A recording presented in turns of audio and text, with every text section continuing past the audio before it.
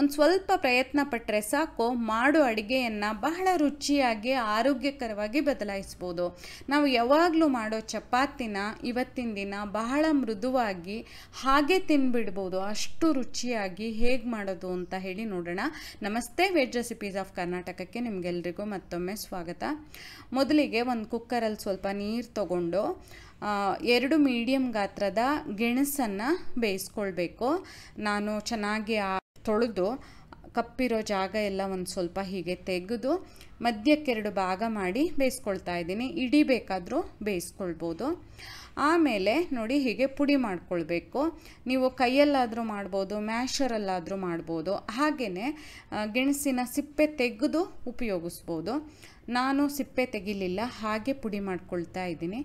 ಆನಂತರ ಒಂದು ಪಾತ್ರೆಯಲ್ಲಿ 1 ಕಪ್ಪಷ್ಟು ಗೋಧಿ ಹಿಟ್ಟು, ಅದಕ್ಕೆ ಒಂದು ಅರ್ಧ ಟೀ ಸ್ಪೂನಷ್ಟು ಅಚ್ಚ ಖಾರದ ಪುಡಿ, 1/4 ಟೀ ಸ್ಪೂನಷ್ಟು ಜೀರಿಗೆ ಪುಡಿ, 1/4 ಟೀ ಸ್ಪೂನ್ ಗರಂ ಮಸಾಲ, ದೊಡ್ಡ ಚಿಟಿಕೆ ಅರಿಶಿನ, ದೊಡ್ಡ ಚಿಟಿಕೆ ಇಂಗು ಹಾಗೂ ರುಚಿಗೆ ತಕ್ಕ ಹಾಗೆ ಉಪ್ಪನ್ನು ತಗೊಳ್ತಾ ಇದ್ದೀನಿ.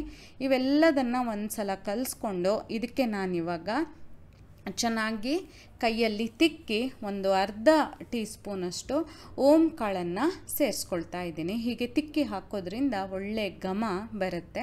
ಮಸಾಲೆನ ನಿಮಗಿಷ್ಟ ಬಂದಿರೋ ಥರ ಯಾವ ಮಸಾಲೆ ಬೇಕಾದರೂ ಹಾಕ್ಕೊಂಡು ಮಾಡ್ಕೊಳ್ಬೋದು. ಆನಂತರ ಇದಕ್ಕೆ ಸಣ್ಣದಾಗಿ ಹೆಚ್ಚಿರುವಂತಹ ಶುಂಠಿ, ಹಸಿಮೆಣಸಿನ್ಕಾಯಿ ಮತ್ತು ಕರಿಬೇವಿನ ಸೊಪ್ಪು ಹಾಕ್ತಾ ಇದ್ದೀನಿ. ನೀವು ಇದ್ರ ಜೊತೆ ಕೊತ್ತಂಬರಿ ಸೊಪ್ಪು ಬೇಕಾದರೂ ಹಾಕ್ಬೋದು. ಹಾಗೆಯೇ ಅದಕ್ಕೆ ಈಗಾಗಲೇ ಮ್ಯಾಶ್ ಮಾಡಿಟ್ಕೊಂಡಿದ್ವಲ್ಲ, ಪುಡಿ ಮಾಡಿಟ್ಕೊಂಡಿದ್ವಲ್ಲ, ಆ ಸಿಹಿ ಗೆಣಸನ್ನು ಹಾಕಿ ಚೆನ್ನಾಗಿ ಒಂದು ಸಲ ಕಲಿಸ್ಕೊಳ್ತಾ ಇದ್ದೀನಿ. ಈಗ ನೀವು ನೀರು ಬೇಕನ್ಸಿದ್ರೆ ನೀರು ಹಾಕ್ಕೊಳ್ಬೋದು, ಅಥವಾ ತುಂಬ ಏನಾದರೂ ಮೆತ್ತಗಾಯಿತು ಅಂದರೆ ಹಿಟ್ಟು ಬೇಕಾದರೂ ಹಾಕ್ಕೊಳ್ಬೋದು. ಒಟ್ರಾಶಿ ಮಾಮೂಲಿ ಚಪಾತಿ ಎಲ್ಲ ಮಾಡ್ತೀವಲ್ಲ, ಆ ಹದಕ್ಕೆ ಹಿಟ್ಟನ್ನು ಕಲಿಸ್ಕೊಂಡ್ರೆ ಆಯಿತು.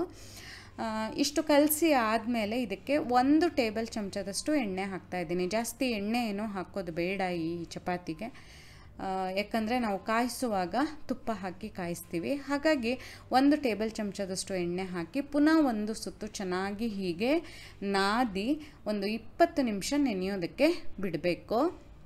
ನೆನೆದಾದಮೇಲೆ ಚಪಾತಿನ ಮಾಡಿದ್ರೆ ಆಯಿತು. ನೀವು ಇದನ್ನು ಸಿಹಿಗೆಣಸಿನ ಚಪಾತಿ ಅಂತನಾದ್ರು ಕರಿಬೋದು, ಅಥವಾ ಸಿಹಿಗೆಣಸಿನ ಪರೋಟ ಅಂತ ಬೇಕಾದರೂ ಕರಿಬೋದು. ಈ ರೀತಿ ಗೆಣಸು ಬೇಯಿಸಿರೋದನ್ನು ಹಾಕಿ ಮಾಡಿದ್ರೆ ತುಂಬ ಮೃದುವಾಗಿ ಬರುತ್ತೆ. ಮಸಾಲೆ ಎಲ್ಲ ಹಾಕಿ ಮಾಡಿರ್ತೀವಲ್ಲ, ತುಂಬ ರುಚಿಯಾಗೂ ಬರುತ್ತೆ. ಜೊತೆಗೆ ಮಾಮೂಲಿ ಪರೋಟಗಳಲ್ಲಿ ನಾವು ಮಸಾಲೆನ ಒಳಗಡೆ ತುಂಬಿಸಿ ಸ್ಟಫಿಂಗ್ ಮಾಡಿ ಮಾಡಬೇಕಾಗತ್ತಲ್ಲ, ಆ ಯಾವ ತೊಂದರೆನೂ ಇಲ್ಲ. ಹಾಗಾಗಿ ಸುಲಭವಾಗಿ ಯಾರು ಬೇಕಾದರೂ ಮಾಡ್ಬೋದು. ತೆಳ್ಳಗೆ ಲಟ್ಟಿಸಿ ಆದಮೇಲೆ ಕಾದಿರುವಂತಹ ಹಂಚ ಮೇಲೆ ಹಾಕಿ ಮೇಲಿಂದ ತುಪ್ಪ ಹಾಕಿ ಚೆನ್ನಾಗಿ 2 ಬದಿನೂ ಕಾಯಿಸಿದ್ರೆ ಆಯಿತು. ಇದು ಎಷ್ಟು ಹೊತ್ತಾದರೂ ತುಂಬ ಸಾಫ್ಟಾಗಿ ಮೃದುವಾಗಿ ಇರುತ್ತೆ. ಜೊತೆಗೆ ನಿಮಗೆ ಕರಿ ಮಾಡೋದಕ್ಕೆಲ್ಲ ಟೈಮ್ ಇಲ್ಲ ಅಂದರೆ ಈ ರೀತಿ ಮಾಡಿಕೊಂಡು ಇದನ್ನು ಮೊಸರು ಜೊತೆ ಅಥವಾ ಉಪ್ಪಿನಕಾಯಿ ಜೊತೆನೂ ಬಡಿಸ್ಬೋದು, ಅಥವಾ ಟೈಮ್ ಇದ್ದರೆ ಕರಿ ಮಾಡಿಕೊಂಡು ತಿನ್ಬೋದು. ಬಹಳ ರುಚಿಯಾಗಿರುತ್ತೆ. ಖಂಡಿತ ಟ್ರೈ ಮಾಡಿ. ನಿಮಗೆ ಈ ವಿಡಿಯೋ ಇಷ್ಟ ಆದಲ್ಲಿ ಲೈಕ್ ಮಾಡಿ, ಶೇರ್ ಮಾಡಿ, ಕಮೆಂಟ್ ಮಾಡಿ.